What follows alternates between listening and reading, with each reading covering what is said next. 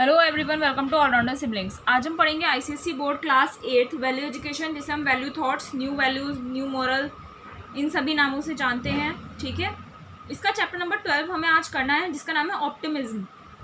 इसका नाम है ऑप्टिमिज्म। चैप्टर नंबर 11 तक हम सारे कंप्लीट कर चुके हैं एक्सरसाइजेज एंड क्वेश्चन आंसर्स के साथ। होप आपने सभी वीडियोस देख लिए होंगे, सारे लेक्चर्स देख लिए होंगे, और आपको कोई भी डाउट है तो आप हमसे कमेंट करके पूछ सकते हैं। और वीडियो को ज़रूर लाइक कर दीजिएगा, शेयर कर दीजिए अपने फ्रेंड्स क्लासमेट्स के साथ, और चैनल को सब्सक्राइब करना ना भूलें। चैप्टर नंबर 12 है ऑप्टिमिज्म। इसका मीनिंग होता है भविष्य की सफलता में विश्वास रखना। ये हमेशा विश्वास रखना कि हाँ, मैं एक दिन सफल ज़रूर होऊंगा या होंगी। हमें हमेशा ये विश्वास रखना चाहिए कि हम एक दिन ज़रूर सफल होंगे, जो हम चाहते हैं हम वो ज़रूर कर सकते हैं। ठीक है, इससे ही रिलेटेड हम स्टोरी पढ़ने वाले हैं। पहले देखते हैं हेलन केलर ने क्या कहा। Optimism is the faith that leads to achievement, but nothing can be done without hope and confidence. Optimism वो फेथ होता है, वो विश्वास होता है जो हमें अचीवमेंट की ओर, यानी कि हमें कुछ अचीव करने के लिए मोटिवेट करता है। लेकिन अगर होप और कॉन्फिडेंस ना हो तो हम कुछ भी नहीं कर सकते। ये बात कही हेलन केलर ने। ठीक है, ऑप्टिमिज्म गाइस एक पॉजिटिव क्वालिटी होती है, ठीक है, जो हमें किसी भी परिस्थिति में, किसी भी कंडीशन में फेवरेबल साइड दिखाती है कि ये कंडीशन है आपके पास, आप ये चीज़ अच्छे से कर सकते हो, जो चीज़ आपके फेवर में है। ठीक है, उसमें आप अगर कोई भी कंडीशन है आपके सामने, तो आप उसमें कुछ भी नेगेटिव वे मत देखिए, आप उसका पॉजिटिव वे देखिए कि अगर मैंने ये अचीव कर लिया, अगर मैंने ये कर लिया तो मुझे ये करने में हेल्प मिलेगी। ठीक है, उसके नेगेटिव इफेक्ट्स मत देखिए कि उसका ये नेगेटिव इफेक्ट पड़ रहा है, आप पॉजिटिव इफेक्ट देखिए ना। ठीक है, जो एक ऑप्टिमिस्टिक पर्सन होता है वो अपनी गलतियों से सीखता है चीज़ों को। ठीक है, वो अपनी गलतियों को सुधारता है और अपने फ्यूचर के लिए अच्छे से ध्यान रखता है कि फ्यूचर में उसे क्या करना है। वो कभी भी अपना आत्मविश्वास कमज़ोर नहीं होने देता। अगर मान लीजिए वो उसे किसी चीज़ में, सिंगल एक चीज़ में हार मिल जाती है, अनफेवरेबल रिजल्ट मिल जाता है, उसे ऐसा रिजल्ट मिलता है कि उसे नेगेटिविटी मिलती है, वो डिमोटिवेट हो जाता है। तो उससे नहीं, डिमोटिवेट नहीं होना चाहिए। ठीक है, वो आपकी एक गलती है, उसे सुधारिए, फिर से खड़े होइए, फिर से उस चीज़ को क्या करिए, सीखिए क्या गलती रही वो उसे सुधारिए। तो इस स्टोरी में क्या है, let us read the story of a man. हम एक मैन की स्टोरी पढ़ेंगे हु लॉस्ट एवरीथिंग इन अ शिपरैक। शिपरैक होता है समुद्री दुर्घटना। शिपरैक में उसका सब कुछ खो जाता है and found himself in a deserted land. और अपने आप को, जब उसकी आंखें खुलती हैं तो वो एक डेजर्टेड लैंड में उस अपने आप को पाता है। Yet he did not lose his spirit and fought with his fate. और फिर भी वो अपनी स्पिरिट यानी अपना कॉन्फिडेंस नहीं खोता है, अपनी हिम्मत नहीं हारता है और अपने भाग्य से लड़ता है। ठीक है, अपनी किस्मत से लड़ता है। कौन? वो आदमी। अब हम इसमें ये स्टोरी पढ़ेंगे। देखिए, इस स्टोरी का नाम क्या है, लुकिंग बियॉन्ड फेलियर। यानी कि अगर हमें कुछ फेलियर मिलता है तो उससे भी आगे हमें देखना होता है। तो इस स्टोरी में क्या है, the wave that came upon me buried me at once 20 और 30 feet deep in its own body. लहर ऐसी मेरे ऊपर आई कि मैं एक बार में 20 से 30 फीट गहरा लैंड पर में नीचे दब गया था। ठीक है, जो मैन है, वो स्टोरी टेलर है, वही अपने लिए बता रहा है। I could feel my self carried away with a mighty force. मुझे ऐसा महसूस हो रहा था कि कोई हल्का सा फोर्स लग रहा है और जो मुझे अपने साथ खींच कर ले जा रहा है। And swiftness to the shore, और क्विकली किनारे की तरफ लेकर जा रहा है। आई हेल्ड माई ब्रीथ, मैंने अपनी सांस रोकी। And tried to swim forward with all my might, और अपनी सांस होल्ड करके, अपनी सांस ठीक करके, ठीक है, पकड़कर होल्ड करके मैंने कोशिश करी कि मैं आगे की तरफ स्विम करूं अपने सारी ताकत के साथ। माइट मीन्स अपनी सारी ताकत के साथ। वो जो स्टोरी टेलर है, वो जो आदमी था, वो आगे स्विम करने की कोशिश करता है। I was ready to burst with holding my breath. मैं बर्स्ट करने के लिए तैयार था, यानी कि मैं एकदम सांस छूटने ही वाला था। व्हेन, फिर क्या हुआ, as I felt myself rising up, मुझे ऐसा महसूस हुआ कि मैं ऊपर की तरफ उठ रहा हूँ। I found my head and hands shoot out above the water. मैंने अपने हाथ और अपना सिर, ऐसा लगा मुझे जैसे कि मेरा हाथ और सिर पानी से बाहर आ रहे हैं। दो it was not 2 seconds of time, अभी 2 सेकेंड भी नहीं हुए थे दैट कि क्या हुआ, I could keep myself, so it gave me breath and new courage. मैं अपने आप को कंट्रोल कर पा रहा था। ठीक है, अपने आप को यानी कि स्टेबल कर पा रहा था, इसीलिए फिर मैंने सांस ली और फिर और हिम्मत बटोरी। न्यू करेज मेरे में आया, साहस आया। I stuck forward against the return of the waves and felt ground again with my feet. I stuck forward against the return of the waves. जब वेव्स वापस जा रही थी तो मैं आगे की तरफ स्टक हो गया, यानी कि अपने आप को क्या कर लिया, फंसा लिया। And felt ground again with my feet, और मैंने अपने पैरों से ग्राउंड को फिर से फील किया कि ग्राउंड है, ठीक है। I stood still a few moments to recover my breath and then ran with whatever strength I had further to the shore. मैं कुछ सेकेंड्स के लिए, फ्यू मोमेंट्स के लिए मैं खड़ा रहा, ठीक है, वहीं रुका रहा ताकि मैं अपने आप सांस मेरी नॉर्मल हो जाए, मैं ब्रीथ कर सकूं अच्छे से। और and then run with whatever strength I had further to the shore, और फिर से मैं स्विम करके आगे की तरफ, किनारे की तरफ भागने लगा सारी ताकत के साथ। But the fury of the sea came pouring in after me again.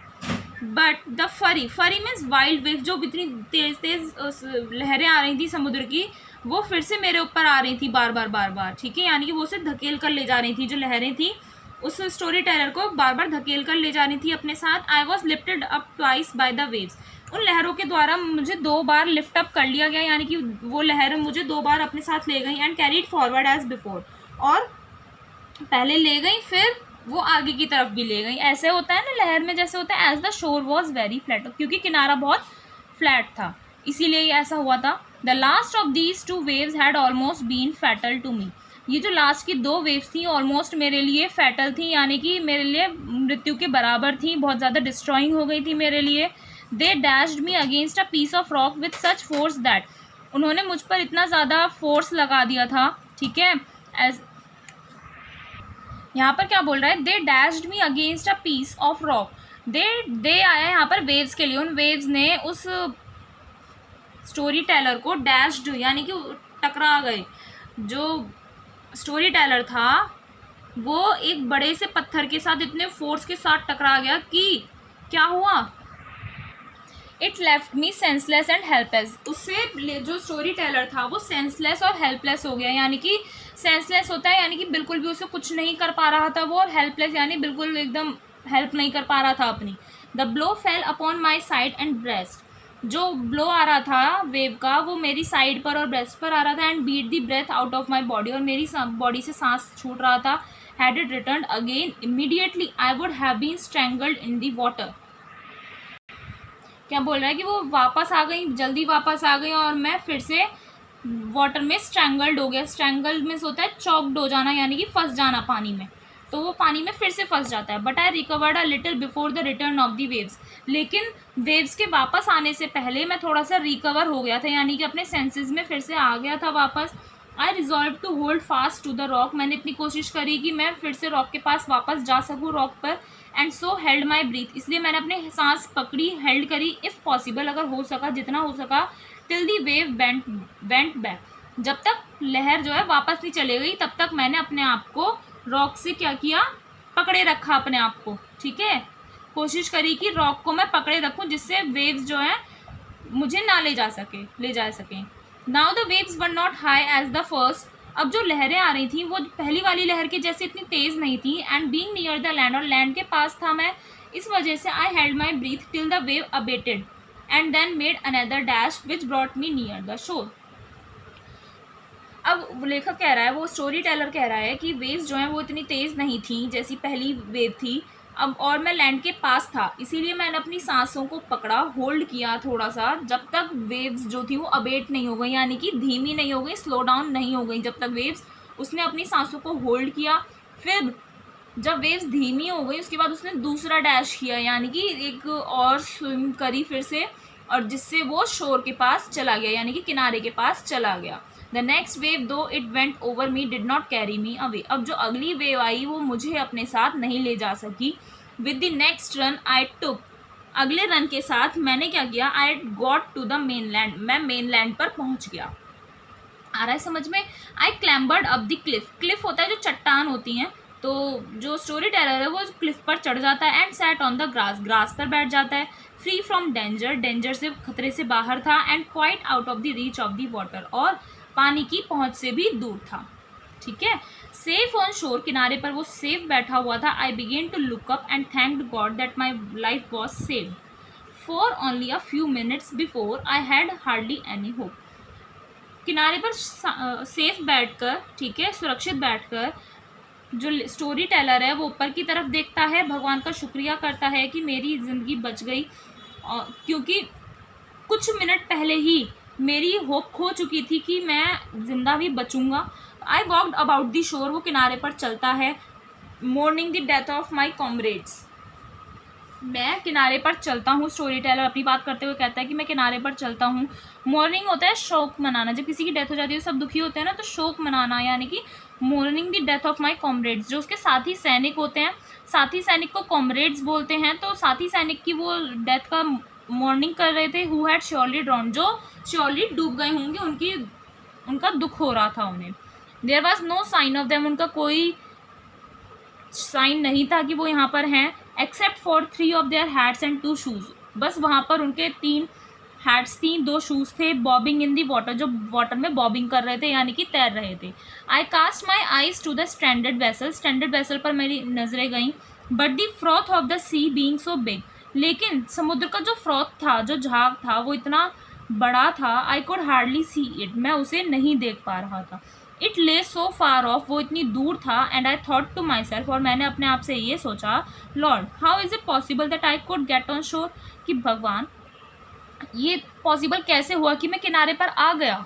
ठीक है, लेखक इसने स्टोरी टेलर ने कितनी मेहनत करी, ठीक है, 2-3 बार वेव्स उसे अपने साथ लेकर गई थी, फिर भी वो किनारे पर आ गया, सेफ हो गया, तो वो उसे खुद सोच रहा है कि ये कैसे मिरेकल हो गया, कि मैं कैसे बच गया, किनारे पर कैसे आ गया।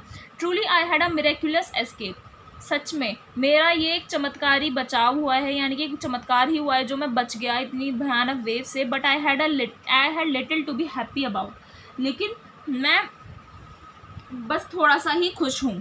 ठीक है, माई कंडीशन वॉज पिटिएबल, मेरी कंडीशन बहुत पिटिएबल थी। पिटिएबल होता है दयनीय कंडीशन, जिसपे दया आए, ऐसी कंडीशन हो रही थी। I had no food to eat, I यहाँ पर जो आ रहा है सब आ रहा है यहाँ पर स्टोरी टेलर के लिए। ठीक है, मेरे पास खाने के लिए कुछ नहीं था, नो वाटर टू ड्रिंक, पीने के लिए भी कुछ नहीं था, नो क्लॉथ्स टू वियर, ना ही कुछ कपड़े थे पहनने के लिए। But worst of all I had no weapon either to hunt for food और to defend myself against any creature that might kill me. But सबसे बुरा और क्या था, मेरे पास ना तो खाने के लिए था, ना पीने के लिए कुछ था, ना ही कपड़े थे पहनने के लिए। लेकिन इन सब से भी बुरा ये था कि मेरे पास कोई हथियार नहीं था। हथियार किस लिए चाहिए था, या तो वो हंट कर सके, किसी का शिकार कर सके खाने के लिए, ठीक है, या फिर अपने आप को डिफेंड कर सके, अपने आप को बचा सके अगेंस्ट एनी क्रिएचर, किसी भी ऐसे जीव के अगेंस्ट जो उसे मार सकता था, क्योंकि जंगल की साइड में था वो, तो ऑब्वियस सी बात है, ठीक है, वाइल्ड क्रिएचर्स तो होंगे ही, तो उसके पास कोई वेपन भी नहीं था कि वो अपने आप को बचा ले या फिर फूड के लिए किसी का शिकार कर ले। All I had was a knife, उसके पास क्या था, सिर्फ एक नाइफ, एक tobacco pipe and a little tobacco in a box, और एक बॉक्स में थोड़ा सा टोबैको था। These thoughts threw me into such terrible agonies of mind that for a while I started thinking like a madman. ये सब बातें वो स्टोरी टेलर सोच रहा था अपने माइंड में, तो इन सभी चीज़ों को सोच कर वो उसका माइंड जो है बहुत ज़्यादा दर्द, पीड़ा, अगोनीज, ठीक है, पीड़ा में पहुंच जाता है, उसे दर्द होने लगता है, इतना ज़्यादा वो सोचने लगता है इन सब चीज़ों के बारे में कि एक सेकंड के लिए वो एक पागल आदमी की तरह सोचने लग जाता है। नाइट वॉज कमिंग अपॉन मी, रात होने वाली थी, विद अ हैवी हार्ट, और एक बहुत भारी दिल के साथ। I began to consider what would be my step to defend myself if there was a ravenous beast in that country who hunt at night for their prey. रात होने वाली थी, ठीक है, उस स्टोरी टेलर को डर भी लग रहा था थोड़ा सा, तो वो ये सोचने लगा कि मेरा स्टेप क्या होगा, यानी कि मैं क्या करूँगा अपने आप को बचाने के लिए, अगर कोई रेवेनियस यानी कि कोई डेंजरस बीस्ट आ जाते हैं उस कंट्री में, ठीक है, जहाँ पर वो था, वहाँ पर मान लीजिए कोई भयानक जानवर आ जाता है, राक्षस आ जाता है जो नाइट में शिकार करते हैं अपने प्रे के लिए, ठीक है, अपने खाने के लिए शिकार करते हैं, अगर वो आ जाते हैं तो मैं क्या करूँगा। All I could think at that time was to get up into a thick bushy tree like a fir but thorny which grew nearby and where I resolved to spend the night. मैंने और सब कुछ बस मैंने ये सोचा कि उस टाइम पर वो उठा, एक थिक बुशी ट्री में गया, ठीक है, एक बहुत ही थिक बुशी ट्री था, वहाँ पर उसमें बैठ गया, एक फर के जैसा था लेकिन थॉर्नी था, यानी कि उसमें कांटे से निकल रहे थे, जो पास में ही उग रहा था, तो उसने ये रिजॉल्व किया, यानी कि ये सोचा कि वो वहाँ पर रात गुजारेगा. I walked about a furlong होता है 201 metre, to see if I could find any fresh water to drink, which to my great joy I did.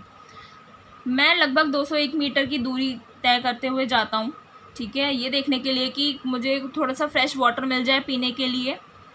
और मेरे लिए तो बहुत खुशी की बात थी कि मुझे मिल गया. हैविंग ड्रंक, पीने के बाद, I went to the tree, मैं उस पेड़ पर आता हूँ. And getting up into it found a place where I could sleep and not fall. और जब मैं उस पेड़ पर चढ़ता हूँ तो मुझे एक जगह मिलती है उस पेड़ पर जहाँ पर मैं सो सकता हूँ और वहाँ से गिरूँगा भी नहीं. Then I cut a short stick like a truncheon for my defence. उसके बाद मैंने एक छोटी सी स्टिक काटी, एक ट्रंकियन के जैसी, ट्रंकियन यानी शॉर्ट स्टिक काटी अपने डिफेंस के लिए, अपने बचाव के लिए. And being excessively fatigued fell fast asleep. और बहुत ज़्यादा थकावट होने की वजह से, फैटिग्ड यानी थकान होने की वजह से, एक्सेसिवली यानी बहुत ज़्यादा, मैं जल्दी सो गया. When I woke up it was broad day light. जब मैं उठा तो धूप निकल चुकी थी. द वेदर वॉज क्लियर, मौसम साफ था. एंड द स्टॉर्म अबेटेड, और जो तूफान था वो धीमा हो चुका था. What surprise me most was the ship that was swept by the swelling tides and driven almost as far as the rock I had been thrown against. जब वो उठा लेखक, ठीक है, जो स्टोरी टेलर था, जब वो उठता है तो उसे सबसे ज़्यादा सरप्राइजिंग बात क्या पता पड़ती है, वो देखता है वो वाली शिप जिस पर वो आया था, ठीक है, जिसमें वो स्वीपिंग करता हुआ आया था टाइड्स ने, और वो रॉक से बहुत दूर था, ठीक है, रॉक से उसकी शिप बहुत दूर थी. I decided to search the ship for anything that might help me.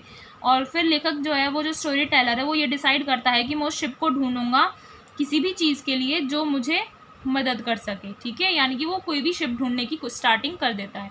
A little afternoon, थोड़ी सी दोपहरी होने के बाद, I found the sea very calm. मुझे समुद्र बहुत शांत लगता है. And the tide ebbed so far. और जो टाइड्स थी, जो लहरें थी, वो लैंड से दूर जा चुकी थी, इतनी दूर जा चुकी थी that I could come with in a quarter mile of the ship. वो लहरें इतनी दूर थी कि मैं शिप के 1/4 माइल तक, यानी थोड़ी दूरी तक उस शिप के पास तक जा सकता हूँ. I swam towards the ship, मैं शिप की तरफ तैरता हूँ. And with the help of a rope hanging alongside its side I clambered up the ship. और शिप के साइड में जो रोप लटक रही थी, जो रस्सी लटक रही थी, उसकी मदद से मैं शिप पर चढ़ जाता हूँ. टू माई जॉय, मेरी खुशी के लिए, the ships provisions were untouched by water and not spoiled. जो शिप में सामान रखा था, ये चीज़ देखकर मैं बहुत खुश हो गया कि शिप में जो प्रोविजंस रखे थे, यानी जो सामान रखा था, वो वाटर के द्वारा छुआ तक नहीं गया, यानी कि उस सामान को कुछ भी नहीं हुआ और ना ही वो स्पॉइल हुआ, ख़राब हुआ. I went to the store, मैं स्टोर गया. And filled my pockets with biscuits and ate it as I thought of what should do if I found things I could use and how I could take them ashore. मैं store पर जाता हूँ और अपनी pockets को biscuits से भर लेता हूँ. एंड एट इट एज, और वो उसे खाता भी है बिस्किट्स को, क्योंकि as I thought of what should do if I found things I could use. क्योंकि वो ये सोचता है कि मुझे क्या करना चाहिए अगर मुझे ऐसी चीज़ें मिल जाती हैं जो जिन्हें मैं यूज़ कर सकता हूँ. And how I could take them ashore, और मैं उन्हें किनारे तक कैसे ले जा सकता हूँ, है ना. तो ये भी तो देखना पड़ेगा उसे. I set to work to build a safe raft with wood but could find no board. वो काम पर लगता है, वो क्या करता है, एक सेफ राफ्ट बनाता है, ठीक है, वुड से बनाता है, लेकिन उसे कोई बोर्ड नहीं मिलता है. I dragged 2 spars of wood. Spars होता है आपका पोल्स, 2 गट्ठे लाता है वो लकड़ियों के. And the spare flag poles लाता है.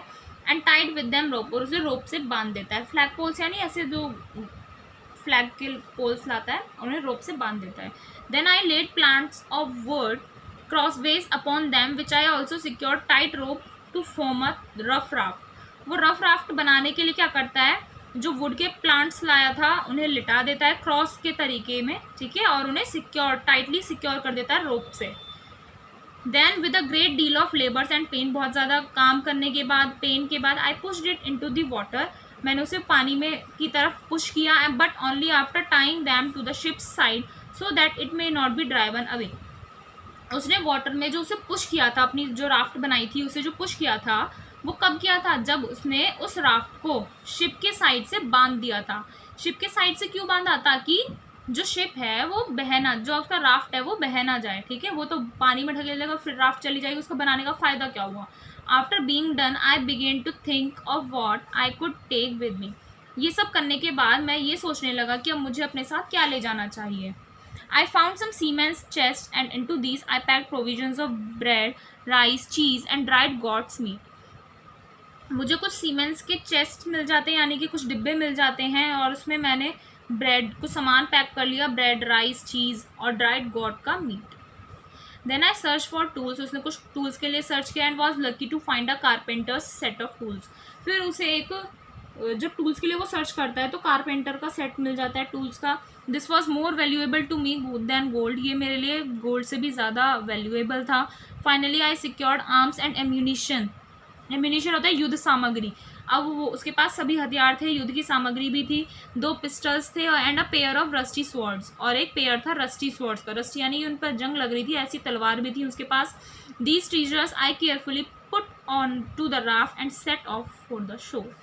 ये सारा सामान, ये सारा जो उसके पास खजाना हो चुका था, उसके लिए तो खजाना ही था। जब वो इतनी तगड़ी, इतनी हाई वेव्स के अगेंस्ट जब वो खड़ा हो गया तो उसके लिए तो ये सब चीज़ें ट्रेजर्स ही हैं, ठीक है। उसे इतने बेकार मौसम में मिल गई ये सब चीज़ें, तो उसने ये सब चीज़ें अपनी राफ्ट पर रखी और किनारे की तरफ निकल गया। अपनी वॉयज, अपना जो शिप की तरफ था वहाँ पर वो चलने लगता है, ठीक है, दूसरी तरफ जाने के लिए, अपनी कंट्री में जाने के लिए।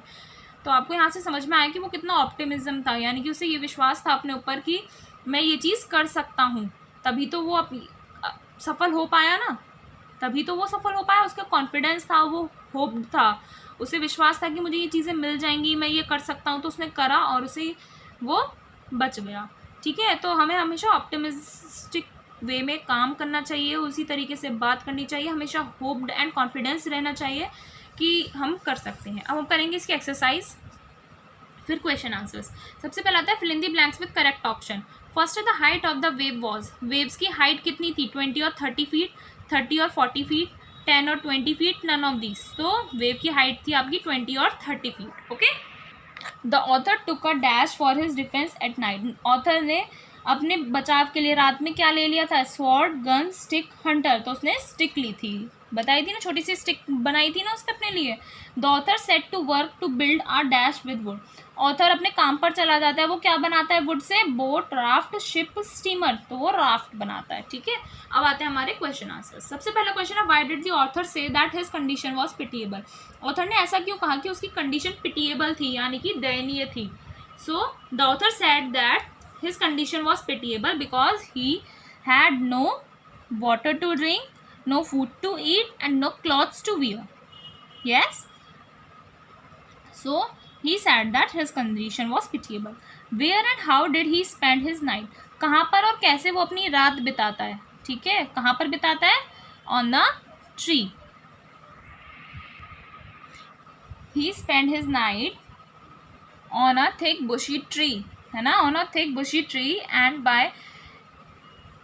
when he climbed up on the tree he found a place where he can sleep easily without falling down, so he spent his night. Next question है what was the matter of joy when the author clambered up the ship, जब author ship पर चढ़ता है, जब उसे ship पर दिखती है, शिप पर चढ़ता है, तो उसे क्या चीज़ देखकर खुशी होती है, ये बताना है। तो उसे सामान दिखता है, याद है स्टोरी में हमने पढ़ा था कि उसे सामान दिखता है, जितना भी उसका शिप का प्रोविजंस थे वो दिखते हैं, जिन्हें देखकर वो खुश हो जाता है, और क्योंकि वो जो प्रोविजंस थे, वो जो सामान था वो वाटर के द्वारा स्पॉइल नहीं हुआ था, ठीक है। The matter of Joy was that the ships provisions were not spoiled by the water. What is the most important quality of the author that strikes you, author की मोस्ट इंपॉर्टेंट क्वालिटी ऐसी कौन सी थी जो आपको strike करी, जो आपको अच्छी लगी। कौन कौन सी क्वालिटीज़ हैं आप उसकी बताइए मुझे कमेंट सेक्शन में। ऑप्टिमिस्टिक था, ठीक है, होप्ड था, और क्या है, सेल्फ कॉन्फिडेंस था, सेल्फ कॉन्फिडेंट, ठीक है, और भी आप बता सकते हैं क्या था, ठीक है। ये चैप्टर यहाँ पर फिनिश होता है। नेक्स्ट लेक्चर में हम नेक्स्ट चैप्टर स्टार्ट करेंगे, और इस वीक में गाइज ये बुक हमारी कंप्लीट हो जाएगी, 8th क्लास की वैल्यू एजुकेशन। आपको जो भी अदर सब्जेक्ट चाहिए आप हमें बता सकते हैं, कम्युनिटी पर हमने पोस्ट किया हुआ है, वहाँ पर भी आप वोट कीजिए। 3-4 सब्जेक्ट्स हमने बताए हुए हैं, उसी के अकॉर्डिंग हम सब्जेक्ट स्टार्ट करेंगे। ठीक है, मिलते हैं नेक्स्ट वीडियो में नेक्स्ट लेक्चर के साथ। Thank you.